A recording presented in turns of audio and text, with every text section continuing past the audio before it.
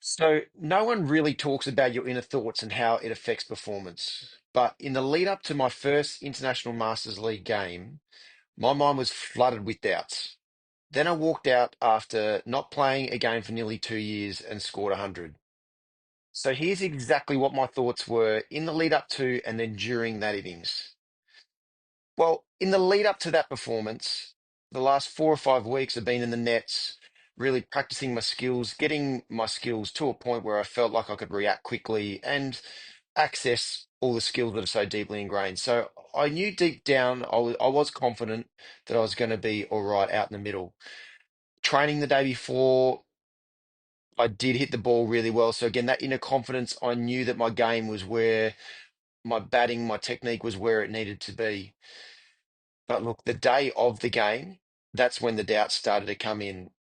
How am I gonna perform? Am I gonna embarrass myself? Am I gonna be able to get off to a decent start? Haven't played in 2 years. How are the bowlers gonna bowl? We're playing the West Indies, so they had some speed as well with potentially Tino Best. There was Fidel Edwards and Jerome Taylor as a starting point.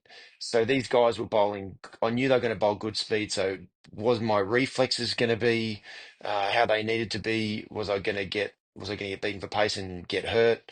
All these different thoughts kept coming into my mind. But because of my understanding around the mental side of us as performing human beings, I just realized how to shut those thoughts out. And for me, it absolutely was always a default of putting a song into my head or putting music on and listening to the words. So throughout the day and the lead up to that first game against the West Indies, I had music playing all the time, and I just knew I had to redirect my thoughts because I couldn't get caught up in the unknown of what might happen. I definitely set aside 45 minutes in my preparation in the lead up to going on the team bus to really go through, write down in my diary my thoughts, my technical cues, which are critical for my batting skill, but then also my mental cues around putting a song into my head, putting my mind on neutral, trusting what I felt, and most importantly, I was writing down, have no fear, be fearless.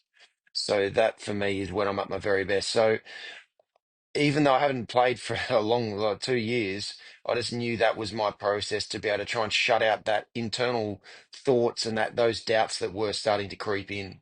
And then once I got to the ground, the toss went up. We were batting first, and that's where I knew I had to control my thoughts. So I just put the song into my head, tried not to let my mind move forward to what I was going to be coming up against, not knowing what the pitch was going to be like at the D.Y. Patel Stadium in Navi Mumbai.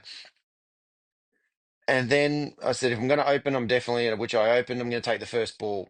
And the first ball I locked in technically as the bowler's running in. So just to let everyone know how to be able to, what for me, just to say very focused and process driven. So as the bowler, and it was Jerome Taylor, started to run in, then I start going through my technical checklist, which for me is getting my back pad out of the way in my stance straight away as a bowler starts to run in, eyes level, loose bottom hand, dipping my front shoulder. And then as Jerome Taylor's about to get into his load up, then forward press leading with my shoulder, eyes dead still, head dead still, and then put aggressive into my mind as the ball comes out, watch the ball all the way into the bat. And I got off to a great start. I hit a cover drive right out of the middle of my bat. So that got my confidence going. So I just had to continue to put a song into my head in between every ball and then just keep going through that technical checklist as the bowler's running in. But there was one ball in particular. So Fidel Edwards, who does bowl and has bowled fast even in the last couple of years, uh, he bowled one ball to me where, as he was running in, I didn't know exactly what speed he was going to be bowling.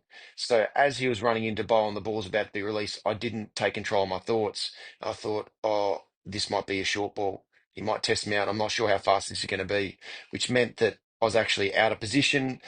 I was a little bit leg side of it. I was stuck in the crease and I flashed at it. And luckily, the ball that I edged went straight between the keeper and Chris Gale at first slip or a wider first slip. So I got lucky. But that was where the wrong thought. I allowed the wrong thought to come in, and then from that ball, it's like, no, I've got to lock in. I've got to trust that even if it's faster, even if it's a short ball, I put aggressive into my mind. I'm going to be okay. My instincts and my reactions are going to be more than fine.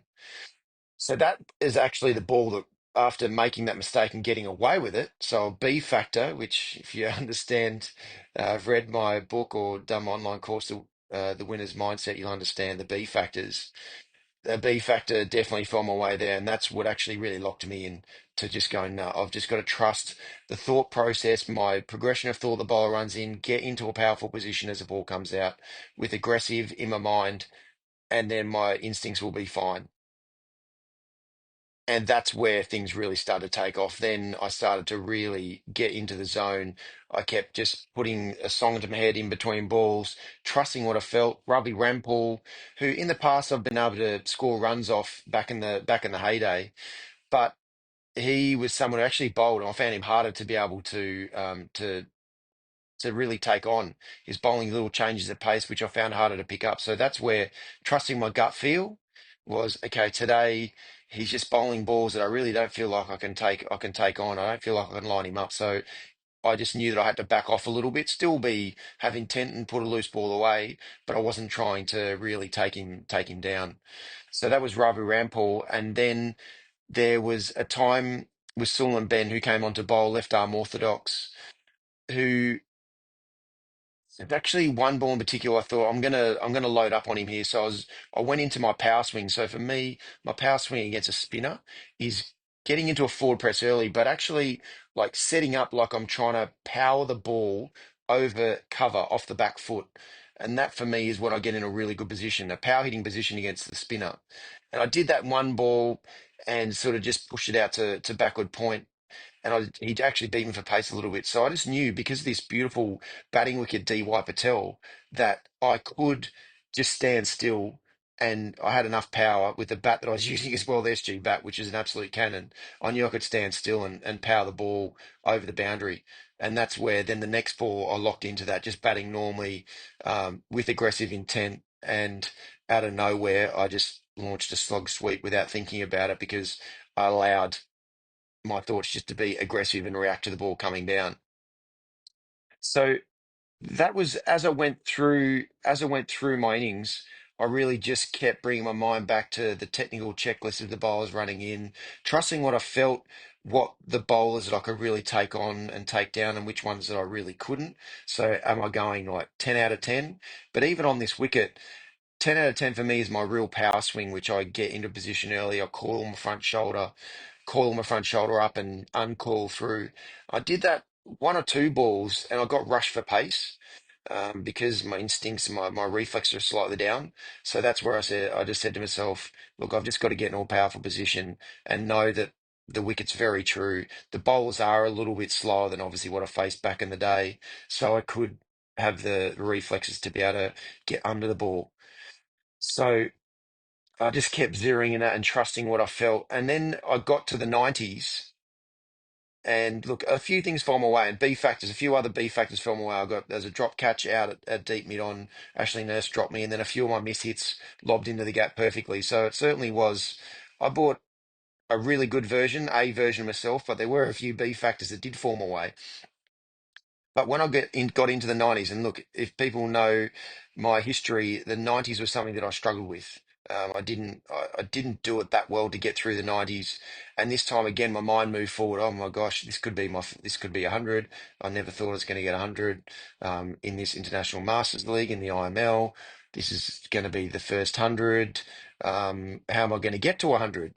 But then straight away, I knew that is the wrong thoughts for me to bring it back to, I've just got to react.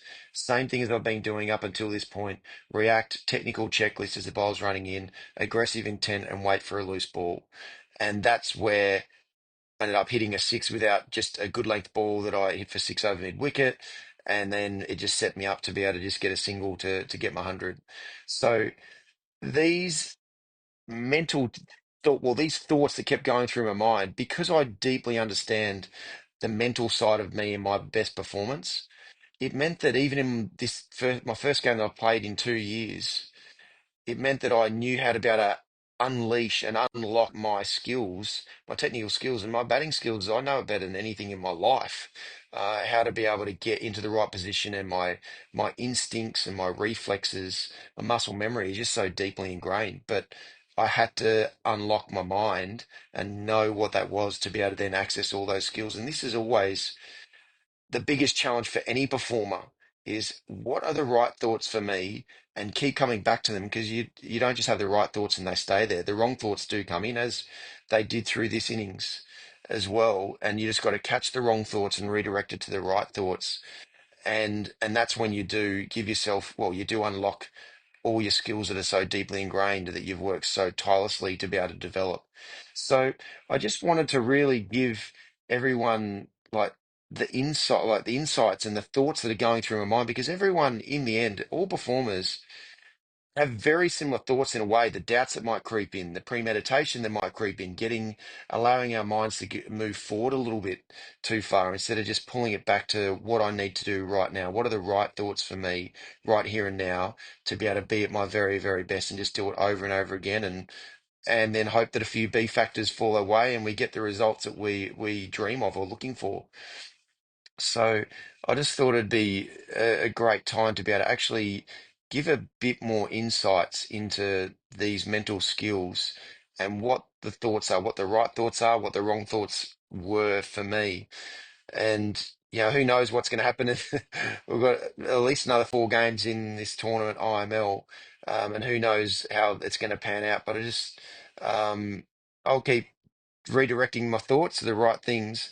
But I thought it'd just be a really good time to be able to give everyone out there just some insights into what the thoughts are, what the right thoughts are for me, what the wrong thoughts are, and to be able to really start people and help people on their journey to mastering their mind, to be able to perform at their very best every time they step out to play.